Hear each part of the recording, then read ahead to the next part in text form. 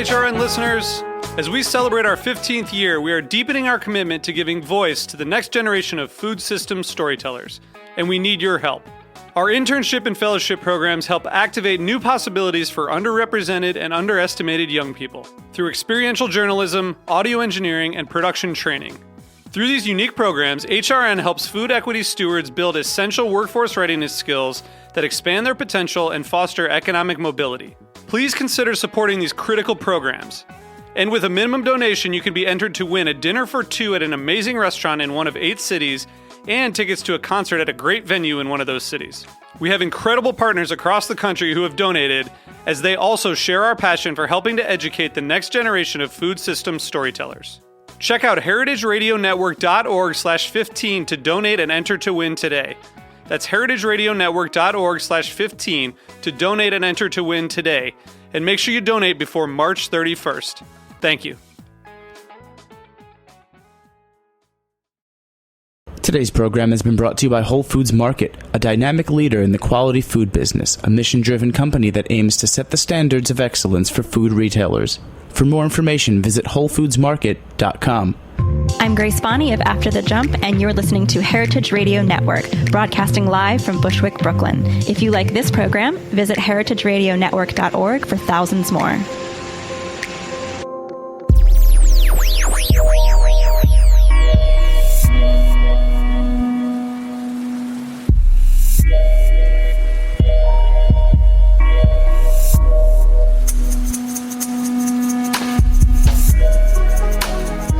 All right. Thank you for tuning in to the Heritage Radio Network. We are coming to you, as always, live from the back of Roberta's Pizza. Roberta's, I'm giving it a new name here. Roberta's Pizza here in Bushwick, Brooklyn. You've tuned into the Farm Report. I'm your host, Erin Fairbanks. And today we are talking about coffee. We are joined in the studio by Caleb Sisco, who's the CEO and founder of the Farming Rust Foundation. Caleb, welcome to the show. Thank you very much, Erin. It's a pleasure to be here. So we're gonna start off the show by actually playing a quick news piece that we produced a couple of weeks ago. That was kind of the inspiration for this interview. We're going to play it just like you would hear it from our website. For those of you who don't know, we do a lot of shorter kind of news pieces that you can find by just visiting the website, www.heritageradionetwork.org. And there it's kind of a collection of current events in agriculture, restaurants, food history, policy. It's a real mix. And the piece we're going to listen to is something we did with the folks from Driftaway Coffee. So Liz, why don't you cue that up and we will jump off with that clip. This piece was brought to you by Cane Vineyard and Winery, cane5.com, heritageradionetwork.org. Business.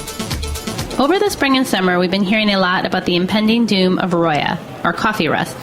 Roya is a fungus that stunts the growth of the fruit of the Arabica coffee and is wreaking havoc across Central and South America.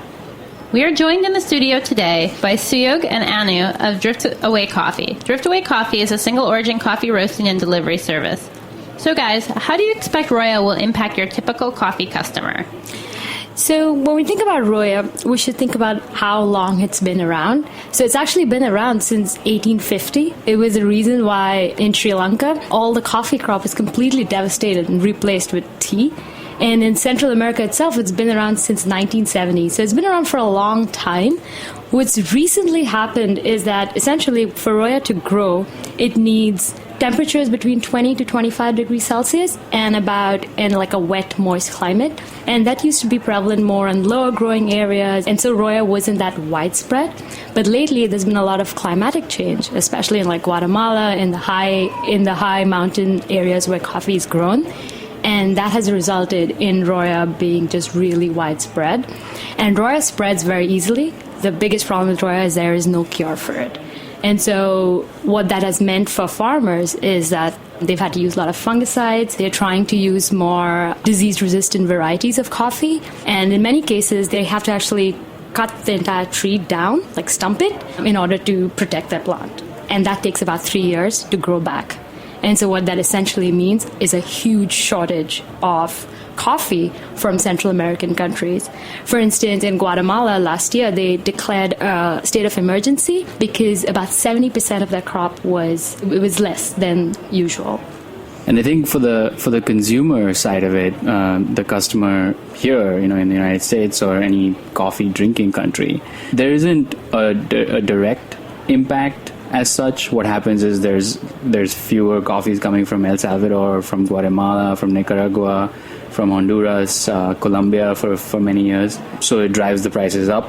It increases the reliance on the roaster to source the same types of tastes of beans that they expect in their espresso blends, in their single origin sort of drip coffee. And then what that means is that, consumers are getting sort of the same, but not exactly the same coffees.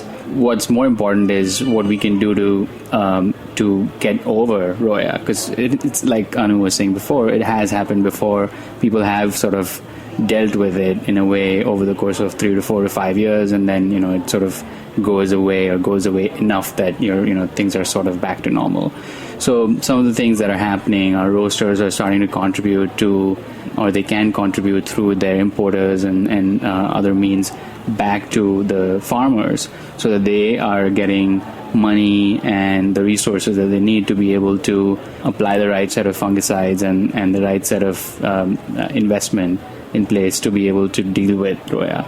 And then secondarily, we can also fund a lot more coffee research. The coffee is a complicated plant, probably more than grapes and the wine industry, but there's very little known about the genetics of it. There's very little known about how things like Roya truly affect and how we can solve for it in a longer, like 15 to 20 year horizon. So that's something that we can also start to fund, and then ultimately the whole industry will get further ahead scientifically. We'll just know more about coffee, and hopefully we'll be able to deal with it before it happens.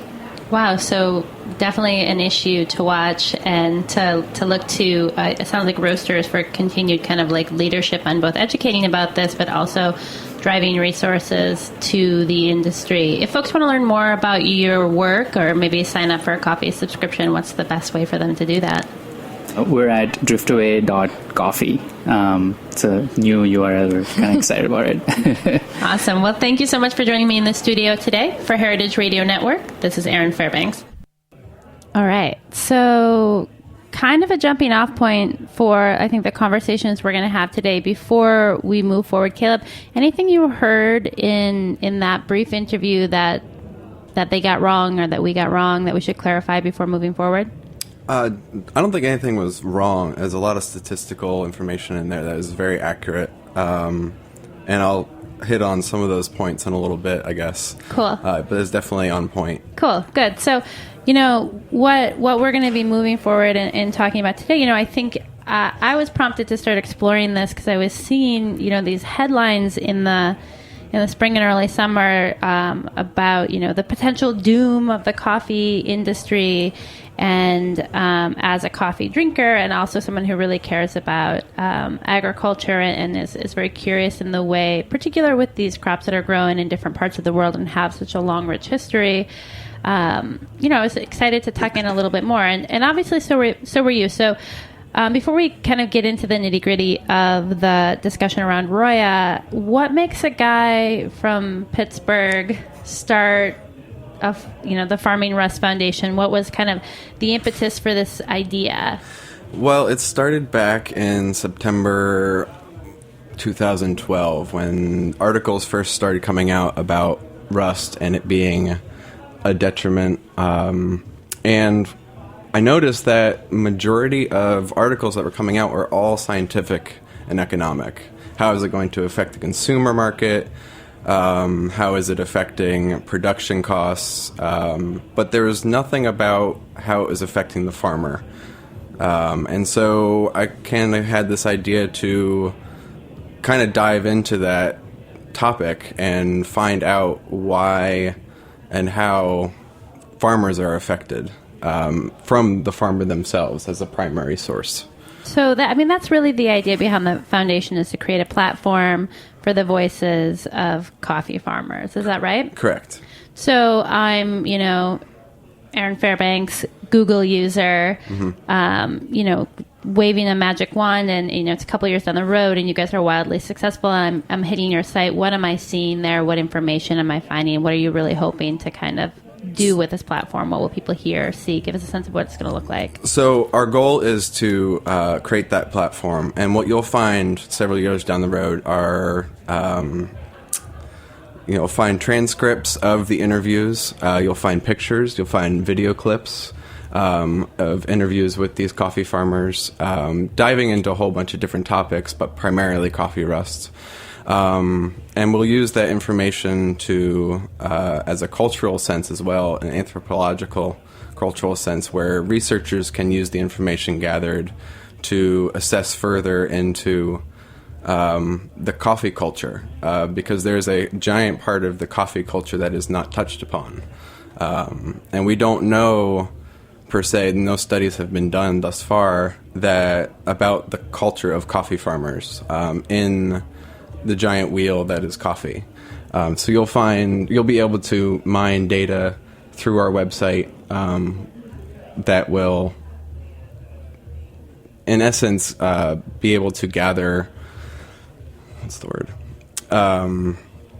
You'll be able to find information about the coffee that you want to find information about. From the farmers themselves. From the farmers themselves. Whereas I think traditionally now we're looking to our local barista or our local coffee roaster, and if we're lucky, maybe that roaster is part of an operation that can take us a little further back in the chain. But your goal is really to put the voices of the farmers front and center. Front and center, yeah. Now, the site is... You guys are just kind of getting going now. So if people visit the site today, kind of what are they going to find? They're going to find our mission. They'll find an explanation of what we're trying to do. They'll find a few resources for people who we're partnered with, and what we're intending to do. Currently, obviously, we're not up and running, but this is kind of a long term. It's going to take a long time to get there. Cool. Now, you guys are choosing Honduras as the first kind of point to dive in and do some of this recording, collecting some of these voices. Why Honduras, and who are the people who are kind of like making that happen for you? So in Honduras, it's kind of a double, two reasons. One, it was majorly hit last year by coffee rust. 30 to 40% of their production was lost.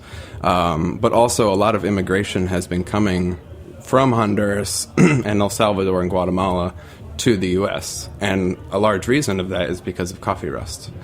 When production gets lowered, farmers can't survive, and they send their children to the U.S.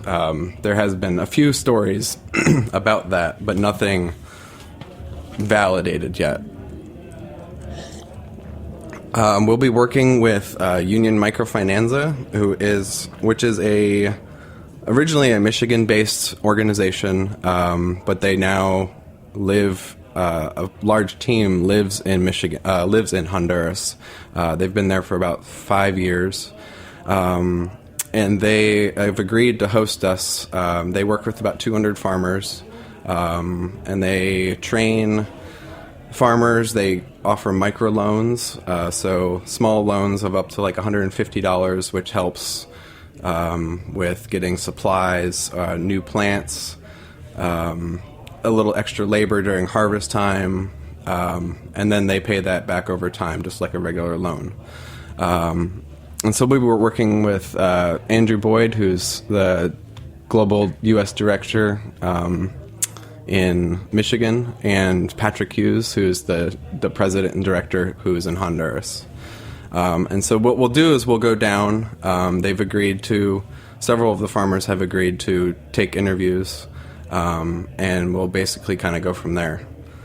Excellent. So why is it, do you think, that a project like this hasn't happened before, or maybe hasn't happened before quite in this way? I mean, I can imagine that someone has interviewed coffee farmers. Oh, absolutely. Absolutely. Yeah.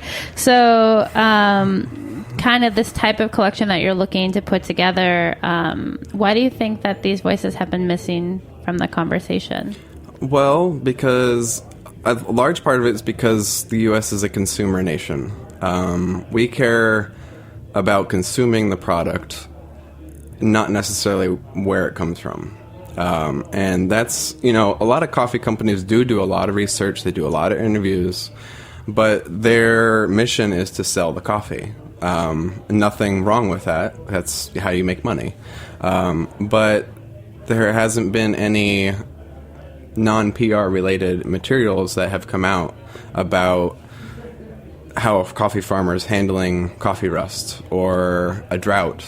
And so not only to gather that information, but also to preserve it for the long term using best archival standards to ensure that the digital media endures throughout time. That's kind of our mission. I feel like coffee farmers want to speak out, and they have spoken out, but there hasn't been really a time in the U.S. economy that has allowed that. And now I think coffee rust has hit enough of the news that now is a major jumping point to start getting into that. So I want to talk a little bit more about that, but we're going to move to just a short station break. And when we come back, we'll continue this conversation. You're listening to The Farm Report. We're in studio with Caleb Sisco of the Farming Rust Foundation. Stay tuned. We'll be right back.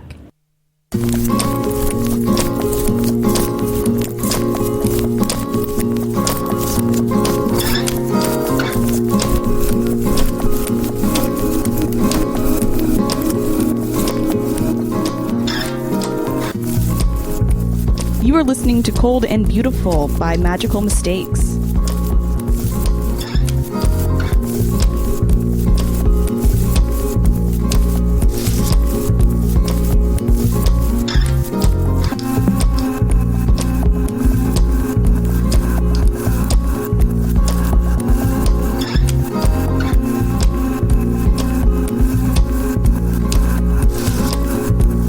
Today's program has been brought to you by Whole Foods Market.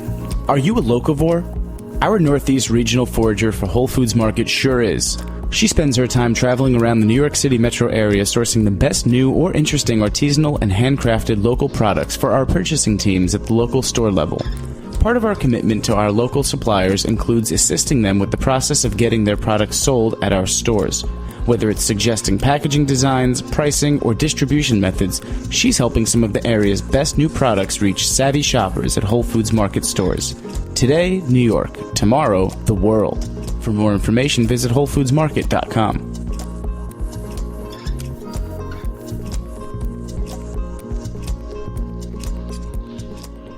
This is Brandon Hoy, co-owner of Roberta's, and you're listening to HeritageRadioNetwork.org. And we are back. We are in the studio with Caleb Sisco of the Farming Rust Foundation.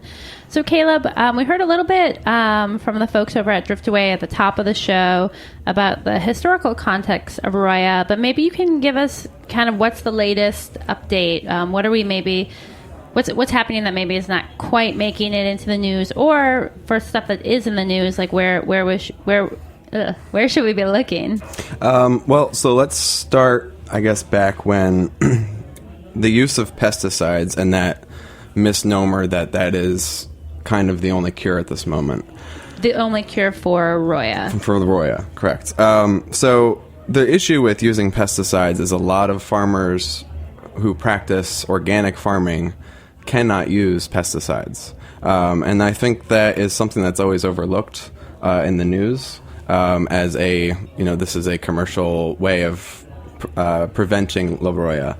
Wait, I want to just take a time out here because I want to make sure I'm understanding correctly. So my understanding had been that once a tree has been infected with Roya, that the only thing you can do is get rid of the tree.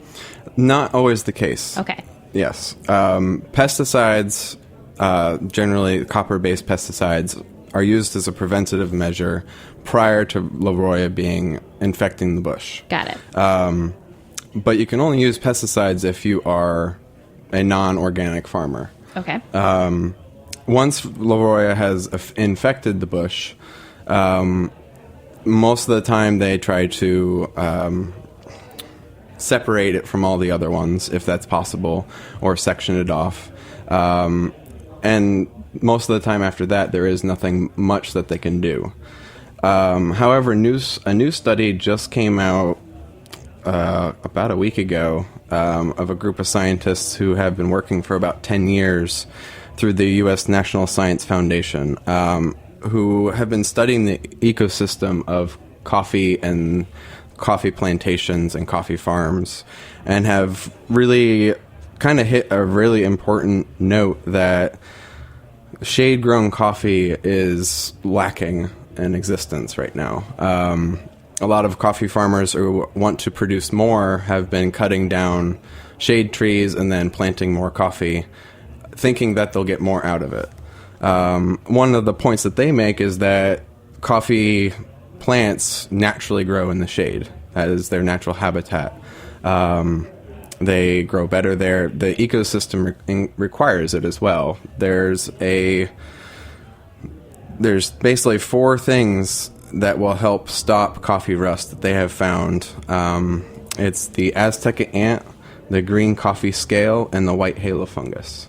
It sounds like, I don't know, some kind of like video game names or something. Right? So break those down for us. All right, so the Azteca ant. So these are the 3 things that help prevent coffee rust that they have found thus far. The Azteca ant feeds on the green coffee scale and needs it to survive. The green coffee scale is then eaten by the white halo fungus, and the white halo fungus then fights off coffee rust. It's basically a cycle of microorganisms or organisms that help prevent the coffee rust. So that's what they've found so far. It's still a study that's in the process. It's nothing scientifically proven yet, but they have found that shade is a major factor in the spread of coffee rust. With the lack of shade, and especially with the droughts that are occurring, the shade needs to be there in order to increase that moisture level during extreme droughts. One of the things that the news at the top of the hour hit was low altitude, and that's where coffee rust was affecting earlier. Granted, the major climate changes have occurred, and now higher altitudes are being affected. But with that, Colombia came out with a variety that they've been working on for about 13 years. The country of Colombia. Country of Colombia, cool. Yes. The Castillo, if I'm pronouncing that correctly, was a variety they've been working on for about 13 years. It's a coffee rust resistant Arabica bean, and it has had great success last year. Between June and June of 2013 to 2014, they got a 30% increase in production, which is huge in a country that was 40% deprived of their production because of coffee rust. And so they've begun sending it to Mexico, El Salvador, Honduras, to kind of trial run it to see if it will survive in those climates, because a coffee variety that grows in one country doesn't necessarily grow in another country. So that's a really important point, that there have been really great steps going towards preventing and discoveries about coffee rust that haven't been found before.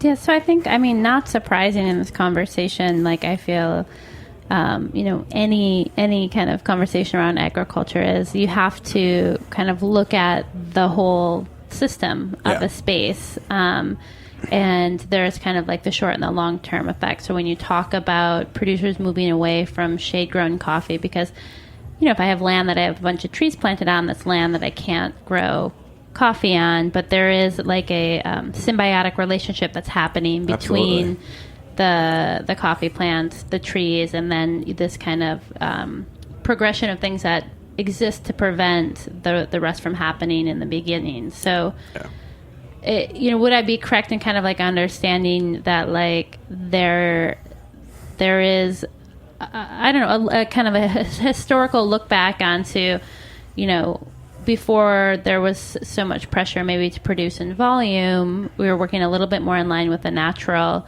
habitat, that that may also be part of what's causing this increase in rust, is a change in farming practices? Absolutely. Well, if you think back to the very first major outbreak of coffee rust back in 1860s.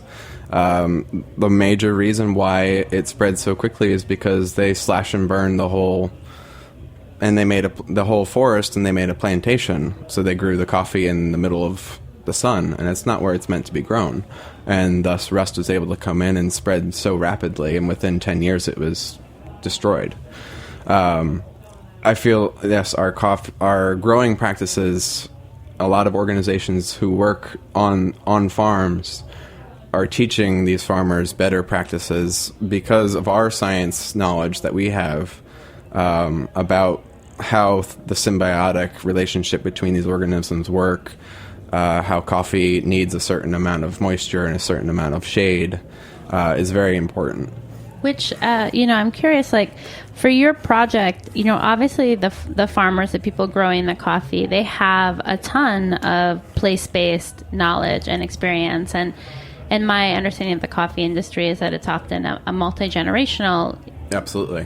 Business. So I do want to kind of pull out the market forces that are creating the reality in which producers are making these decisions to increase production in a way that seems to be kind of going against the historical knowledge of like what is maybe best for their land. And so from like an economic standpoint, it does seem like there maybe needs to be a little bit of a shift in what we expect to pay for coffee. Yeah, so there's a couple parts to that, the price of coffee. So, there's two markets that, the consumer pays. A roaster or an importer buys off the global market, which is Robusta coffee, it's Arabica coffee, it's not necessarily direct trade coffee. So there's direct trade where you have a relationship with the farmer, and then there's that global market price, which bases how much you're going to pay for your coffee from the region that you're generally buying from. That price hasn't totally skyrocketed, primarily because of these new markets in Vietnam and China that have kept the price down because they're able to produce so much coffee. New growing regions. New growing regions. And so the global market for those coffees, for coffee companies that like Folgers that buy in mass, that market hasn't necessarily skyrocketed as we would have expected from coffee rust. But the direct trade coffee that you get from your smaller producer coffee company, like Counterculture or Blue Bottle, so those coffees may go up because they have a direct relationship with their farmers. But if coffee rust is affecting their farmers, they aren't going to get as much, and they're going to have to charge a little bit more. And that's generally how it goes.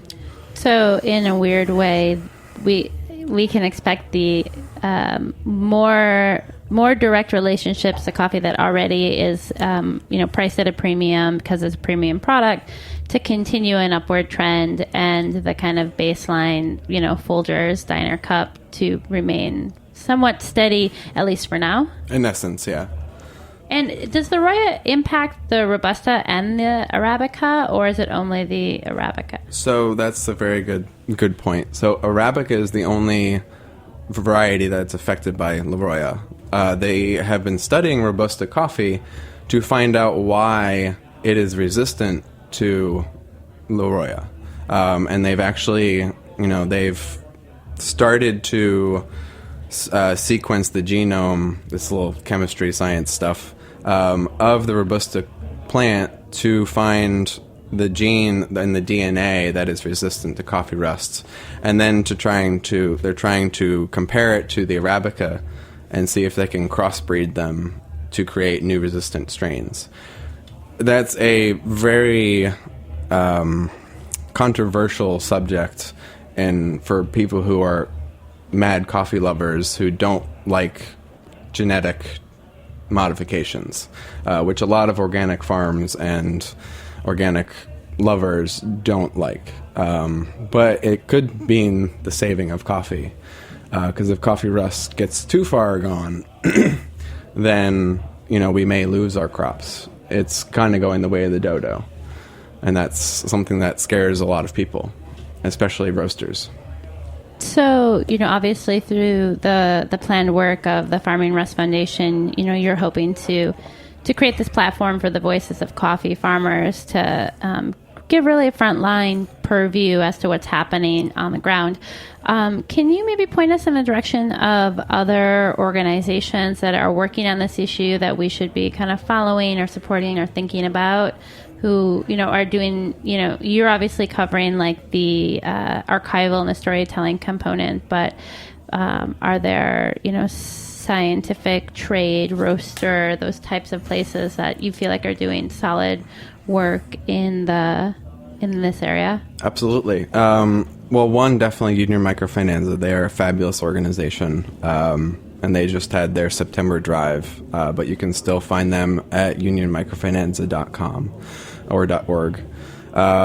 World Coffee Research, which is a organization that looks towards researching in coffee and has a lot of updated news, especially Coffee Association of America, as well as, let's see. Those are your main areas. Ones, yeah. Cool. And then, of course, obviously, if folks want to support, the work that you guys are doing, they can find you at farmingrustfoundation.org, and there is a donate tab at the bottom as you guys fundraise to be setting off on your first trip, which you're hoping will be... We're hoping it's going to be next year in September. In September. Yep. So about a year from now. Yeah. Cool. Yeah, we're awesome. still raising money for that. Well, Caleb, thank you so much for taking some time out to kind of fill us in a little bit on the Roya situation and what we can expect from the Farming Rust Foundation in the future. It's been great having you on. Thank you very much. It's a pleasure. Thank you so much for tuning in to another episode of The Farm Report. This show, like all 39 of our weekly programs, is available for free. You can find us on iTunes, Stitcher Smart Radio, but I hope you'll visit the website and check out some of our news content and some of those other great shows. You can find us at www.heritageradionetwork.org. We are a member-supported organization, so if you believe in our work, I hope you'll become a member by clicking that donate tab today. Thank you so much for listening. Stay tuned in.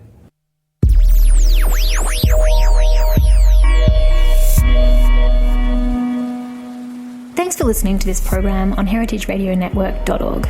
You can find all of our archive programs on our website or as podcasts in the iTunes store by searching Heritage Radio Network.